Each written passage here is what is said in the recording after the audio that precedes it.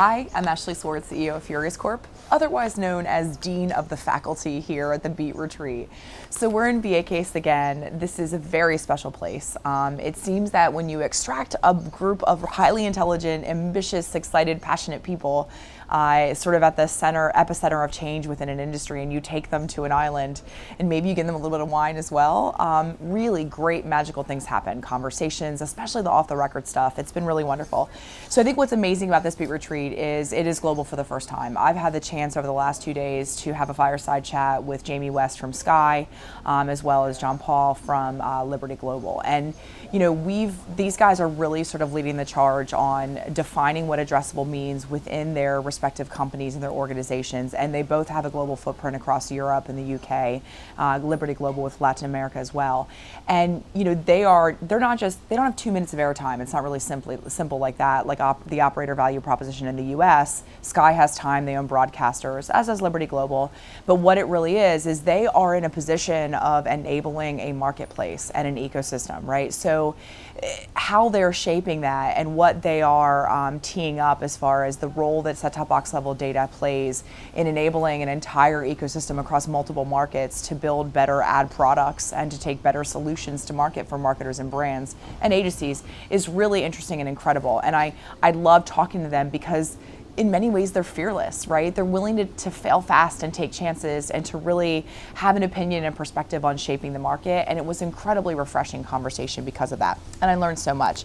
So across the last 2 days, just sort of looking back on the agenda, we had a really great conversation yesterday about viewability and fraud and what that means and transparency.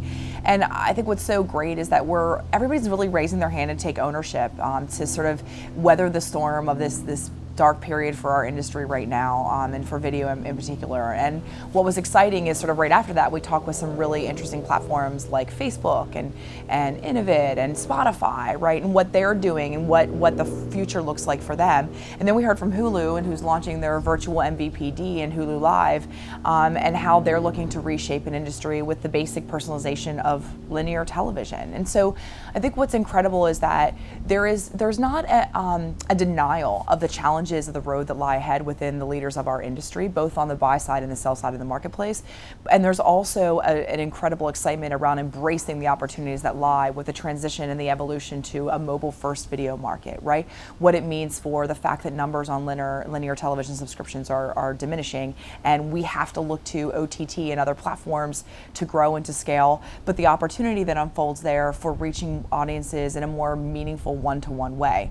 We're also very self-aware there's a lot more work involved, and I think we will be ready to handle those challenges as they unfold when it comes to operationalizing and fulfilling for the promises we give to our marketers. In the afternoon, later in the day rather in the morning, we had sort of 2 programmer panels back to back. Matt and I shared that. And we first talked about the what. What are these audience guarantees? We had NBC, ABC, Turner. We talked about what those audience guarantees are, right? What does $1 billion guarantee mean for NBC of audience targeted delivered TV advertising, right? And then after that, we talked about the how. So we had a great and interesting panel of folks with like Videology, Freewheel, talking about, okay, so now we've packeted and productized a bunch of addressable or at least audience sort of based products for linear. Now we got to get them to market. What does that mean? How do we make that happen? And so that was a really good conversation with, being unafraid and fearless and also talking about collaboration across the ecosystem, with Google being on that panel as well, on how we all work together to enable the delivery of these products and taking them to market. And I think what's so transparent to me or visible to me and palpable that I haven't seen before is there's no more naivete about how hard it's going to be. We all know it's going to be hard, and we're still ready to take on the challenge and help one another get there. And I think there's also a greater sense of shared success than ever, and there's enough work for all of us, and we all have a role. And I think on the sort of the technology side of the business with myself and my colleagues and my peers, and then also on the sell side of the business, there's a sense of ownership that we have to come together to provide solutions, and we don't have to really, the buyers and sellers can't orchestrate the value chain to get the jobs done. And that I think is actually potentially a tipping point moving forward for us to really start taking addressable and audience targeted television to marketplace in a much faster way. So, it has been, today we talked about data and new data sets and how they can enable television and enhance the value of television and amplify it, how mobile is amplifying it, digital amplifies TV versus, vice versa, can TV amplify digital first platforms as well?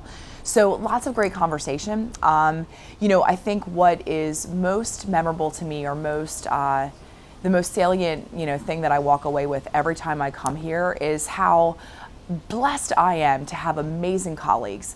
We all, are sort of in some ways, it's a jump ball right now, and we're all trying to figure out our role and our place in the ecosystem and what our value proposition is.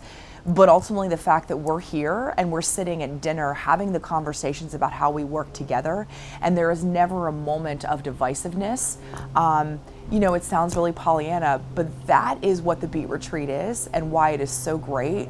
And that's why, as a result of this, 3 days we spend in VIEQUES, weathering snow, sleet, hail, rain to get here, and probably bitter spouses at home waiting for us to return.